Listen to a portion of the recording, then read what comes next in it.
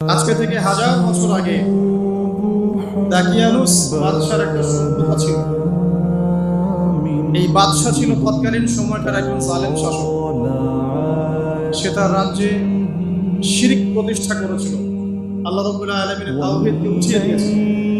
তৎকালীন সময়কার যে নবী আলাইহিস সালাম তার সুন্নাহকে উঠিয়ে দিয়ে নিজের মন গড়া আদর্শ বাস্তবায়ন করেছিল দাকিয়ানুস বাদশা। তো সেই বাদশার অধীনে থাকা 8 জন বা 9 জন উচ্চ পদস্থ কর্মকর্তার সন্তানকে আল্লাহ পাক হেদায়েত দান করেন এবং তারাই ইতিহাসে আসহাবুল কাহফ হিসেবে পরিচিত আছেন। এই 7 জন বা 9 জন যুবক উচ্চ পদস্থ কর্মকর্তার সন্তান ছিলেন। তারা তাওহীদকে চিনতে শিখলেন, আল্লাহ রাব্বুল আলামিনকে চিনতে শিখলেন, শিরকের সাথে তাওহীদের